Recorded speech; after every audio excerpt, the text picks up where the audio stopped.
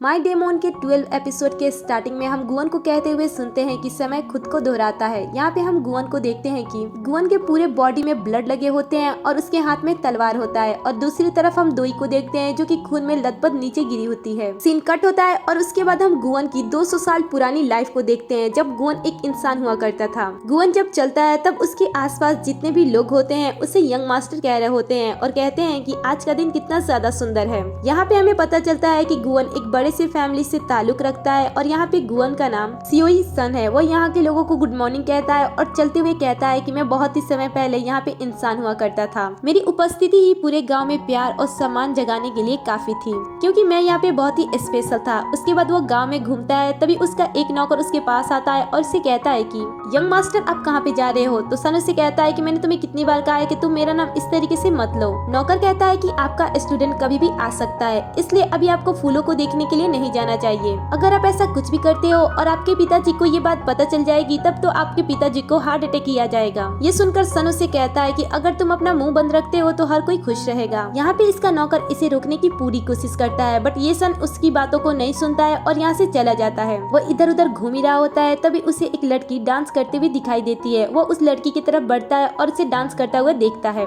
ये लड़की कोई और नहीं बल्कि दोई होती है, और दोई अपना डांस कर ही रही होती है। तभी उसकी नजर यूसुन पे पड़ती है और वो उसे देखकर घबरा जाती है और उसकी तलवार उसके हाथ से नीचे गिर जाती है और फिर वो तलवार को उठाकर वहाँ से जाने लगती है। तब यूसुन उसे रोकता है और कहता है कि 1 मिनट रुको, मुझे तुमसे बात करनी है।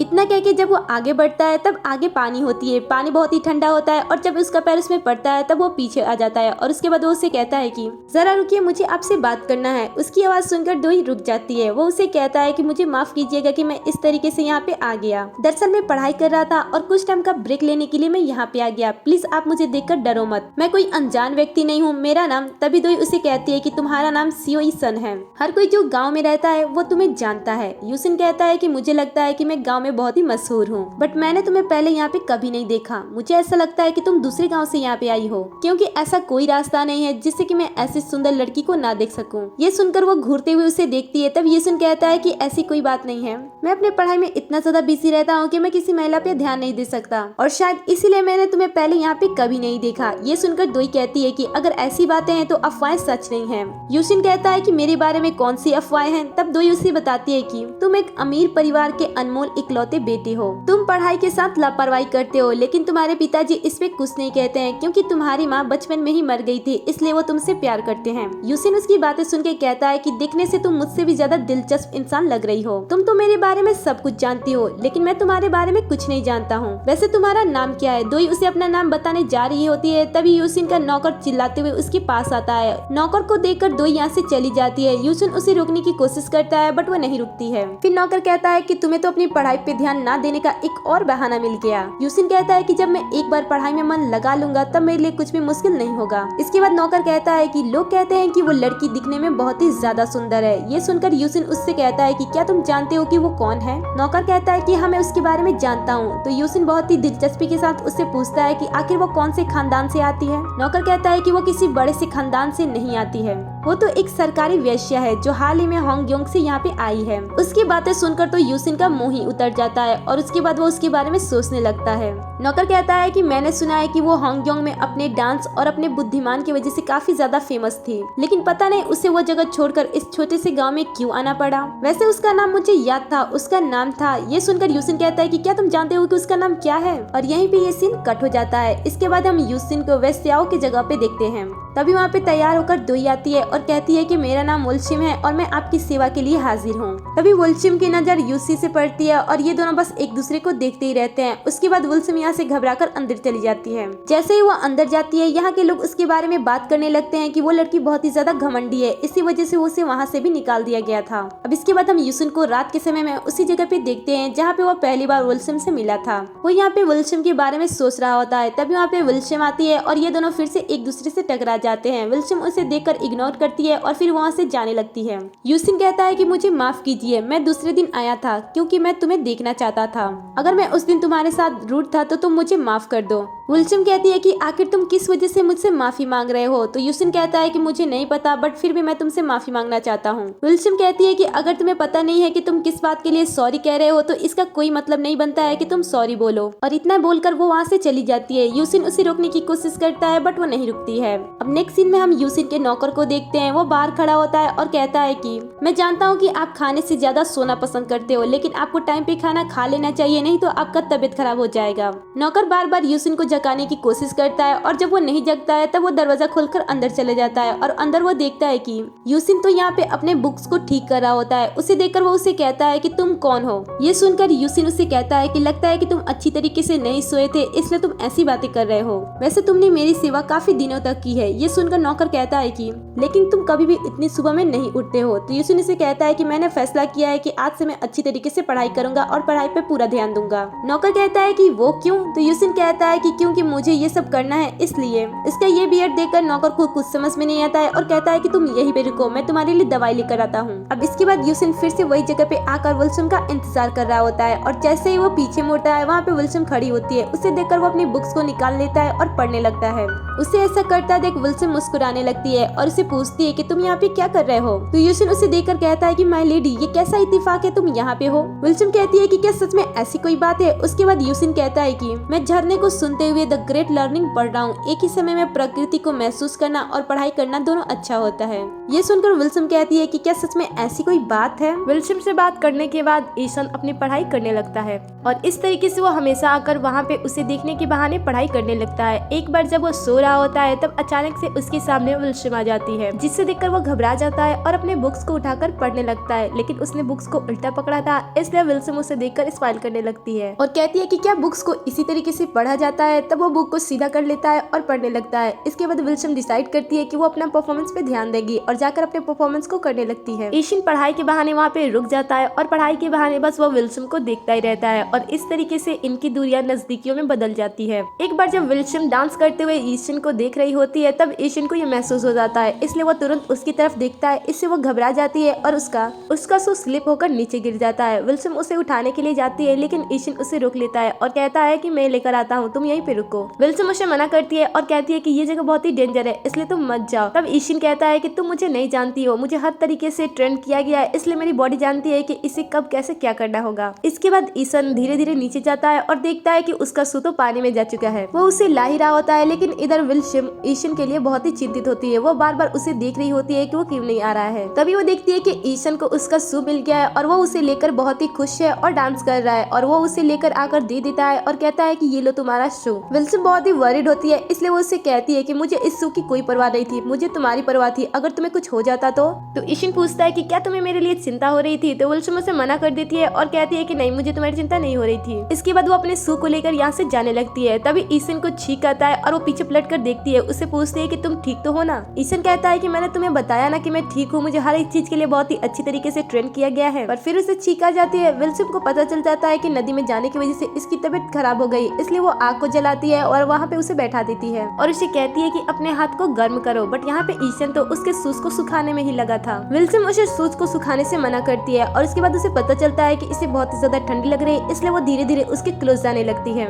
ईशन उसे देखने लगता है। तब विल्सम उसे बताती है कि बॉडी से आपको गर्मी जल्दी आ जाती है, इसलिए मैं तुम्हारे क्लोज आई हूँ। बट यहाँ पे तो ईशन को बहाना मिल जाता है, इसलिए वो विल्सम से कहता है कि मुझे बहुत ही ज्यादा ठंड लग रही है, इसलिए मैं तुम्हारे क्लोज आ जाता हूँ। यहाँ पे ये दोनों एक दूसरे के काफी क्लोज होते हैं। ईशन विल्सम से पूछता है कि आखिर तुम उस बड़े से जगह को छोड़कर इस छोटे से गाँव में कैसे आ गई। वो देखता है कि इस बात से वो शांत हो गई है, इसलिए वो उसे कहता है कि अगर तुम इस बात को मेरे साथ शेयर नहीं करना चाहती हो तो कोई बात नहीं है। विल्सम कहती है कि वहाँ पे कुछ ऐसे लोग थे जिनके सामने मैंने डांस करने से मना कर दिया। वो अमीर इंसान थे, इसलिए मुझे इस बात का भी डर था कि वो कहीं जान से मुझे मार ना भी दे, इसलिए मैं वहाँ से यहाँ आ गई। ईशन कहता है कि मुझे पता है कि तुम्हारी कोई ना कोई मजबूरी रही होगी, इसलिए तुम वहाँ से यहाँ आ गई। बट मैं तुम्हारे डांस को बहुत ही ज्यादा एंजॉय करता हूँ, लेकिन इस बात का मुझे बहुत ही खेद है कि मैं तुम्हारे डांस का कोई भी पे नहीं करता हूँ। विल्सम कहते हैं कि तुमने इसके लिए तो पहले ही पे कर दिया। ईशन उससे पूछता है कि मैंने पहले ही पे कर दिया, अब इसके बाद ये दोनों एक दूसरे को देखकर मुस्कुराने लगते हैं। अब यहाँ पे एक जुगनू आता है जिसे ईशन पकड़कर विल्सम के पास लेकर आता है और यहाँ पे काफी सारे जुगनू आ जाते हैं। ये देखकर विल्सम बहुत ही खुश होती है। तभी ईशन उसे कह देता है कि मैं तुमसे प्यार करता हूँ। ये सुनकर तो विल्सम उसे हैरत से देखने लगती है। तभी ईशन उसे कहता है कि मैं तुमसे प्यार करता हूँ ये तो मुझे पता है, लेकिन मुझे ये भी पता है कि तुम भी मुझसे प्यार करती हो। इस पे विल्सम कहती है कि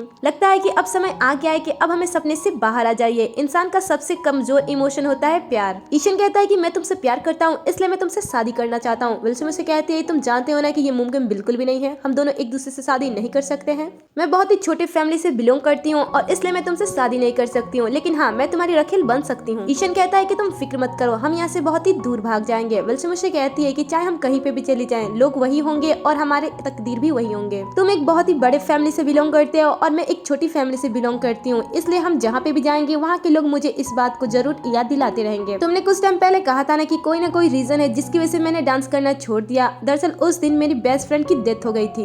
एक्चुअली में उसे भी किसी यंग मास्टर से प्यार हो गया था और ये बात लोगों को पता चल गई थी, इसलिए लोगों ने मिलकर उसे मार डाला। इसलिए जो प्यार होता है वो किसी की जान नहीं बचाता है, वो लोगों की जान ले लेता है और उन्हें दुखों के खंडर में छोड़ देता है। और इतना कह के विल्सम यहाँ से जाने लगती है। ईशन कहता है कि मैं तुम्हें इस बात पे भरोसा दिला के रहूंगा कि प्यार इंसानों को बचा लेता है। अगर तुम्हारे साथ रहने में मुझे प्रॉब्लम है तो मैं उन सारी प्रॉब्लम को तुम्हारे साथ रहकर देखना चाहूंगा। ये सुनकर विल्सम उसे हैरत से देखने लगती है। देन वो उसके बाद वहाँ से चली जाती है। इसके बाद हम ईशन को विल्सम के घर पे देखते हैं। यहाँ पे जब वो बाहर आती है तब वो उसे कहती है कि तुम्हें इस तरीके से मेरे घर पे नहीं आना चाहिए, अगर किसी ने देख लिया तो।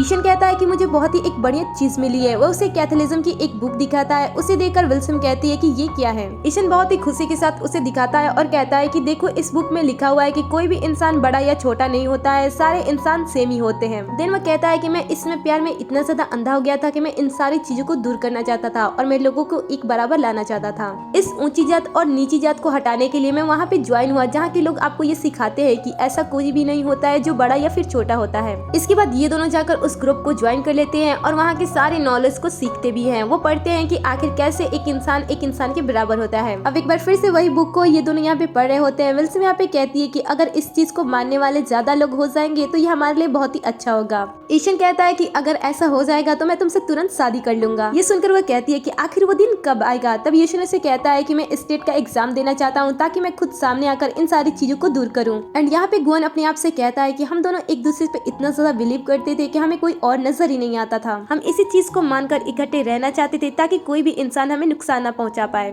लेकिन यहाँ पे सीन कट होता है और हम देखते हैं कि ईशन का नौकर राजा के पास जाकर उसके बारे में सारी बातें बता देता है। वो उन्हें बताता है कि इस समय ईशन एक वैश्य के प्यार में पूरी तरीके से डूब चुका है और इसलिए वो कैथोलिक की बुक की पढ़ाई भी कर रहा है और वो उस ग्रुप को ज्वाइन भी हो चुका है। इधर हम इन दोनों को देखते हैं। यहाँ पे विल्सम उसे पूछती है कि तुम जा रहे हो, तो ईशन उसे कहता है कि हाँ मैं जा रहा हूँ एग्जाम देने के लिए, मैं जब वहाँ से वापस आऊंगा तब हम दोनों एक दूसरे से शादी कर लेंगे। और इतना कि वो क्रॉस वाला लॉकेट उसे पहनाता है। यहाँ पे विल्सम उसे कहती है कि तुम मुझे कभी भी मत भूलना। ईशन उसे कहता है कि मैं अपने आप को भूल सकता हूँ लेकिन मैं तुम्हें कभी नहीं भूल सकता। इसके बाद ईशन अपने सर्वेंट के साथ अपना एग्जाम देने के लिए यहाँ से चला जाता है। इधर हम देखते हैं कि गवर्नमेंट के पास एक शिकायतनामा लिखकर भेजा जा रहा था जिसमें वो लिख रहे थे कि यहाँ पे कुछ ऐसे लोग हैं जो कैथोलिज्म को फॉलो करते हैं और अपनी एक ग्रुप बना रहे हैं। दरअसल इस समय कैथोलिज्म को फॉलो करना रूल के अगेंस्ट था। इसलिए जब ये सारी चीजें गवर्नमेंट को पता चलती है तब गवर्नमेंट इन सारे लोगों को पनिशमेंट दे रही होती है जो कैथोलिज्म को फॉलो कर रहे होते हैं। वो उन सारे लोगों को मार डालते हैं और उनके घरों को भी जला देते हैं जो लोग इन सारी चीजों को फॉलो कर रहे थे। गवर्नमेंट यहाँ पे कहती है कि उन सारे लोगों को मार डालो जो इन सारी चीजों को फैला रहे हैं। यहाँ पे ईशन का फादर भी होता है। वो बहुत ही चालाकी के साथ ये सारी बातें विल्सम के ऊपर डाल देता है ताकि उसका बेटा बच सके। अब इसके बाद विल्सम अपना डांस परफॉर्मेंस कर रही होती है तभी सैनिक आ जाते हैं और उसे चारों तरफ से घेर लेते हैं। यहाँ पे वो विल्सम के गले में वो क्रॉस साइन भी देखते हैं और इसलिए वो मान लेते हैं कि इन सारी चीजों के पीछे यही लड़की है। सारे गाँव वाले रुक के इस लड़की को देख रहे होते हैं और आपस में बात कर रहे होते हैं कि आखिर इस लड़की ने ऐसा कैसे कर दिया। इसके बाद गवर्नमेंट उससे पूछता है कि क्या तुम अकेली हो इन सारी चीजों में या फिर कोई और भी है जो तुम्हारे साथ है, क्योंकि जो तुमने ये लॉकेट पहना हुआ है ये काफी ज्यादा एक्सपेंसिव हो और तुम जैसे सिंपल लड़की के लिए ये लॉकेट कैसे आ सकता है। अब यहाँ पे ये बात सुनकर तो राजा पूरी तरीके से हैरान हो जाता है कि कहीं विल्सम उसके बेटे का नाम ना ले, बट विल्सम उसके बेटे का नाम नहीं लेती है और कहती है कि ये मेरा ही लॉकेट है। इसके बाद गवर्नमेंट विल्सम को सजा देने के लिए इसे कहीं पे लेकर जाता है और जब ईशन गाँव में आता है तब उसे विल्सम के बारे में सारी बातें पता चल जाती है। इसलिए वो भागते हुए विल्सम को बचाने के लिए जाता है लेकिन बहुत ही देर हो चुका होता है। जैसे वो पहुंचता है